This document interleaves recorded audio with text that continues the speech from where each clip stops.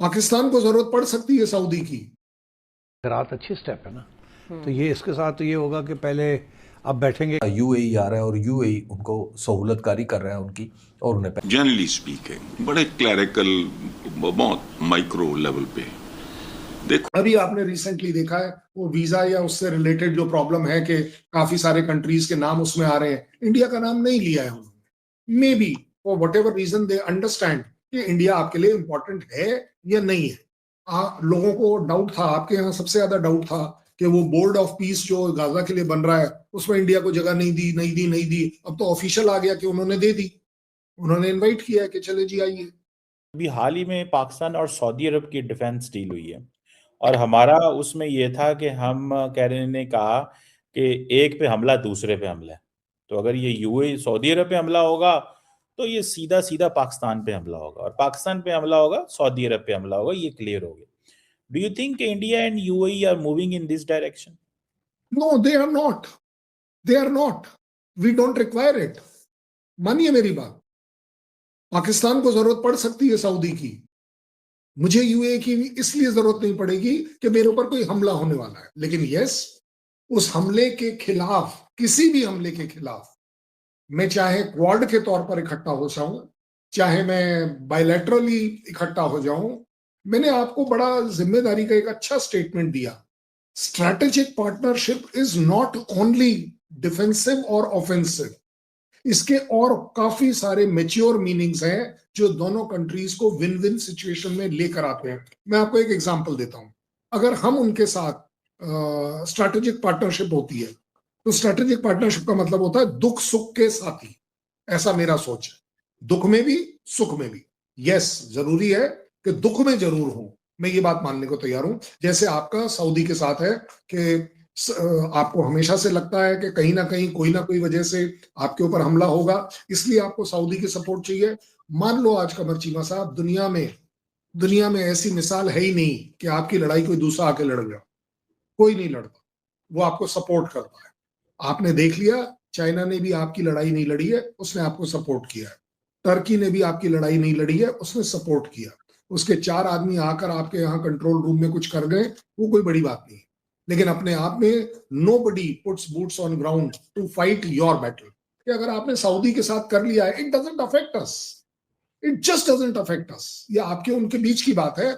आप में भी इजराइल से डर कर रहे हैं, किसी और के डर से कर रहे हैं, मुझे नहीं मालूम। But I don't think you would have done this agreement, या सऊदी ने आपके साथ ये एग्रीमेंट इसलिए किया होगा क्योंकि आप दोनों का enemy number 1 common is India.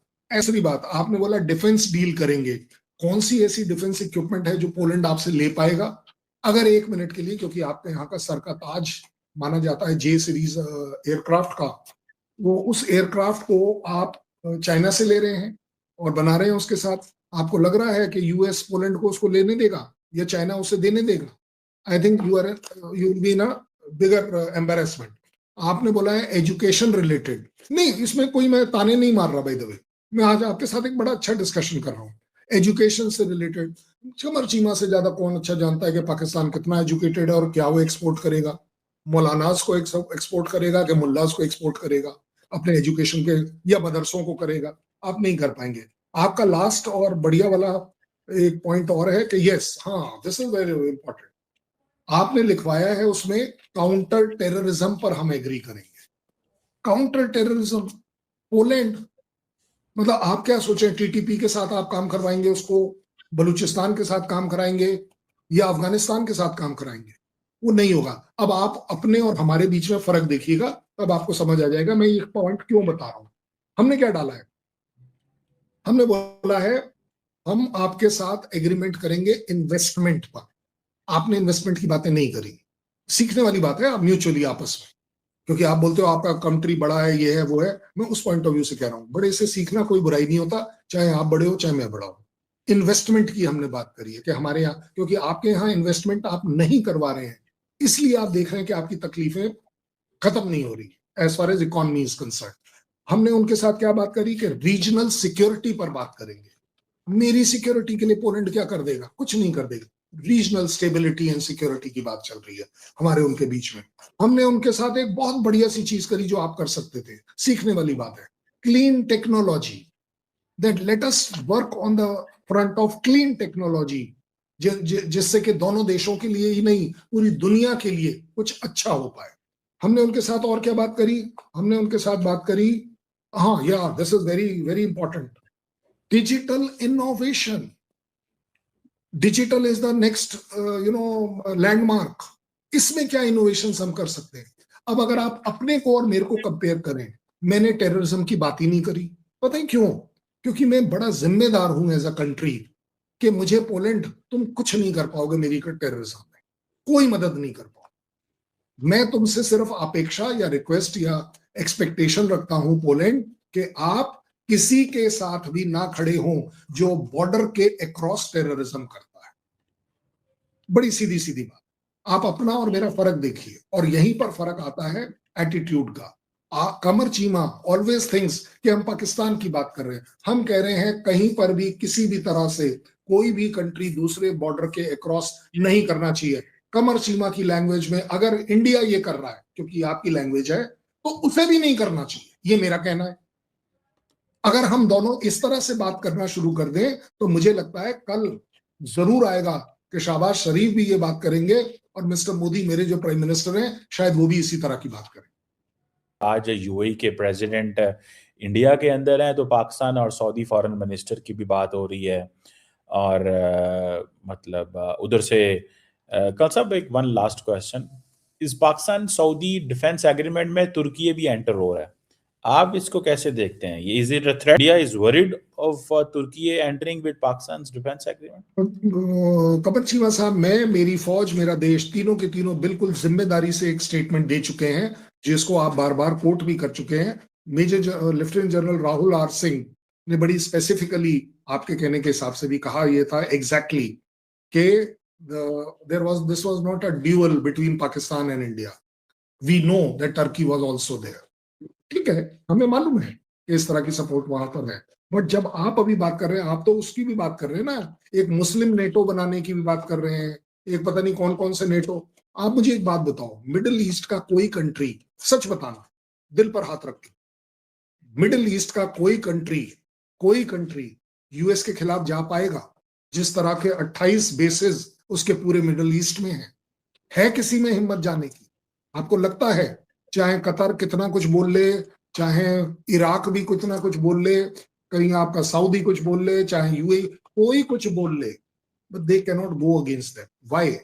Because इनके बीच में वो एक एग्रीमेंट जो अनफॉर्चुनेटली कॉस्मेटिक्स के साथ लगाया गया है कि आपकी एनर्जी की सिक्योरिटी हम देख लेंगे कि आपके ऊपर कोई अटैक ना हो। That is how those bases are existing, otherwise उनका कोई लॉजिक नहीं है। आपको लग रहा है वो सारे के सारे बेसिस एंटी रशिया हैं? No sir, it is to keep all these Middle East countries under control. ये सो इसलिए मैं आपको बड़ी जिम्मेदारी से कह रहा हूं, आप एक नहीं, एक सुपर नेटो बना लीजिए। You are not my enemy, मानो मेरी बात, your terrorism is my enemy, and for that मान लीजिए मेरी बात, इंडिया नहीं रुकेगा। इंडिया आपकी पूरी पूरी मदद करेगा कि जहां जहां भी हमारे चीफ ने आपके 8 टेररिस्ट कैंप बताए हैं, you never no.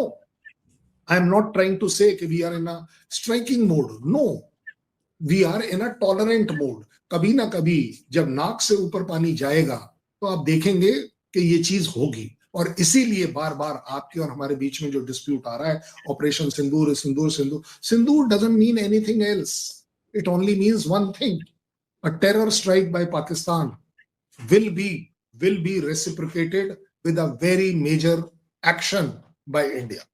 Yes, we also are very responsible to tell you it does not mean a war between Pakistan and India.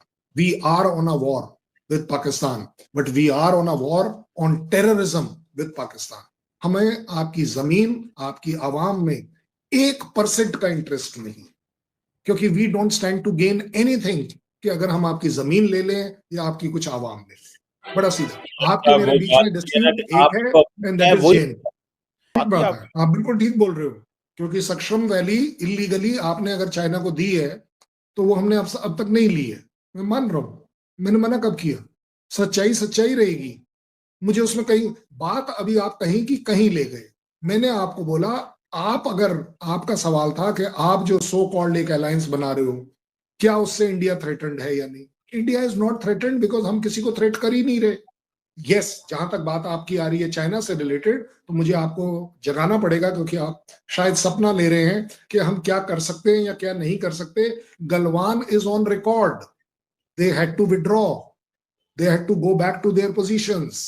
मैं मान लूंगा कि हमारा राहुल गांधी आपके लिए बोल रहा है कि हम जमीन नहीं छुड़वा पाए, छुड़वा वो जमीन नहीं पाए जो उसके बाप दादाओं ने होने दिया। जब फिर वो वाली पॉलिटिक्स आ जाएगी, मैं वो पॉलिटिक्स नहीं करना चाहता। बॉटम लाइन, आई एग्री, सरशम वैली आपने, पाकिस्तान ने चाइना को दी क्यों थी? इसीलिए दी थी ना, क्योंकि आपको मालूम था कि वो आपकी है नहीं।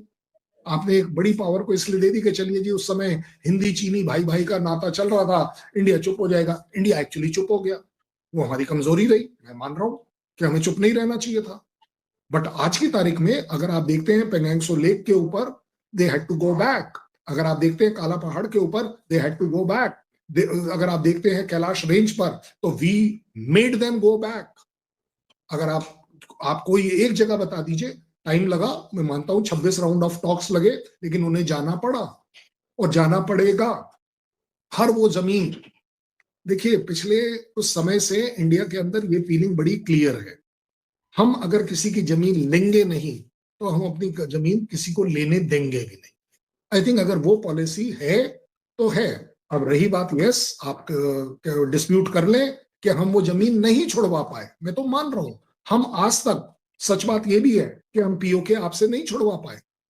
हम छुड़वाने को किसी भी दिन छुड़वा लें, लेकिन हम नहीं छुड़वा पाए। बॉटम लाइन तो ये है, और इसमें झूठ बोलने की क्या बात होगी मेरे लिए? There is nothing to hide. We know you are occupying PoK. UAE के राष्ट्रपति शेख मोहम्मद बिन जायद अल नाहयान जनवरी 2026 में एक अहम दौरे पर भारत आए। नई दिल्ली में उनकी प्रधानमंत्री नरेंद्र मोदी से मुलाकात हुई, जहां ऊर्जा, व्यापार, रक्षा और निवेश जैसे बड़े मुद्दों पर सहमति बनी। दोनों देशों ने एलएनजी समझौते और रणनीतिक साझेदारी को और मजबूत करने का फैसला किया। साथ ही आपसी व्यापार को $200 अरब तक पहुंचाने का लक्ष्य रखा गया।